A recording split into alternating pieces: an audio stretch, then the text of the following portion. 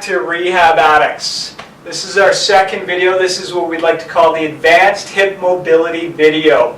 First video we went through was basic mobility. If you're still struggling with that, hang out with that for the next couple weeks or a month, whatever time it takes. Just play with that video. This video is for those people who want a little bit more out of their hips, and the exercises that we're going to do today are basically going to be challenging. I want you to know that straight up from the beginning, and this is not supposed to be easy. If you feel a little bit of pain, back out of it, maybe go back to the first video, but you should feel a little bit of discomfort. This isn't a walk in a park, you're not taking a bubble bath, this is just something that should be something that's challenging for your hips. Let's go through a little bit of normal range of motion today.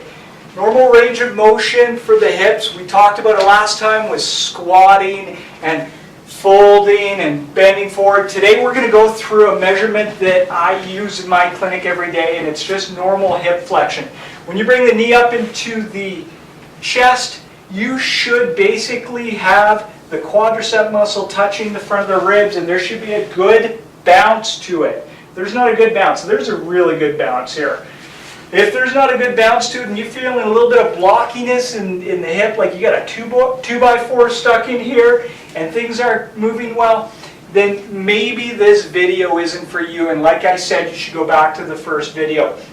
We actually measure this with finger widths. For each finger width that you're away from your quad, you're decreased by about 10% in your hip range of motion. That's not good if you're even this far away. You really want this thing touching. The exercises that we go for this are pretty straightforward, but they're challenging.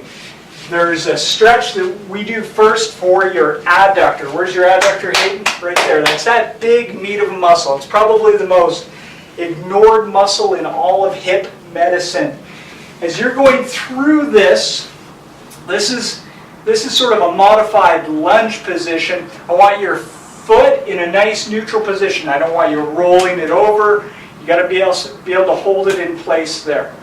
As you go through to this, your body leans forward, your knee's coming out past your shoulder if it can, and you're getting this knee to push out a little bit. You can take your elbow and you can help push it out a little bit. Where you should be feeling this is right on the inner thigh and maybe in the thick part of your glute, right in the lateral hip where a lot of us have that hip pain that travels down at night. This exercise is cool because when it really starts to get difficult, you twist your body inwards, and then you're going to start to feel it a little bit more in different spots, and you're going to hang out there for a little while, and then you're going to twist to the other side. A lot of people aren't as flexible as this guy. He's like a former Olympian gymnast or something like that. A lot of people can't get down on their elbow, and if they can't, then just post yourself up on your hands and just hang out there, but just add a little bit of a twist inwards or outwards. That looks awesome. Once again, you're spending about 30 to 60 seconds in each one. Play with it. Feel the stretch in it. Second exercise is a modified pigeon pose. Hayden's folded his foot inwards, and he's on the outside of his foot. And what he's doing is he's just hanging out there, and he's feeling the stretch. This is one where you're going to get it in the lateral hip. You can get it a little bit down into there. And ultimately, what you're thinking about doing with this is just playing with it again. Same thing goes, though, after you've played with it for a little while and your hips started to let go a little bit, turn inwards like he's doing right now, and you'll feel maybe a little bit more in your lateral hip, and then turn outwards. This is challenging. A lot of people have a hard time holding themselves up with this. So if you're having a hard time with it, I'd suggest you start doing some push-ups too, because it's a little bit challenging. You're going to do both sides of your hip, okay, spending about 2 to 3 minutes in each one. A modification that I love for this exercise is basically getting it done on a bed or a bench. Some good lifting, buddy. Whew, good stuff. All right, so at night I love to do this. Maybe me and my wife are watching the iPad. She's down curled up in the comforter, and I'm down doing this. It looks pretty goofy, but it's a good way to get your stretches done. Foot's up on the bed or the bench, and the same thing applies. This is easy for those people who are having a hard time getting down on the floor. So you can just stick your leg up. You could even put your leg up on, say, a chair, a dining room chair or a piano. Whatever bench, you got. Whatever you got, exactly. Whole bunch of yoga blocks. So, same thing, twisting and turning inwards and outwards. Don't get lost in the technique here. Ultimately, what you should be feeling is some mild discomfort in the adductor or the hip, and ultimately just feeling the stretch. Don't go after this. Don't be causing yourself a ton of pain. Like, how much pain do you want with this? Barely any. Barely any. You know, be a little uncomfortable. That's all you really need out of this, is a little bit of discomfort.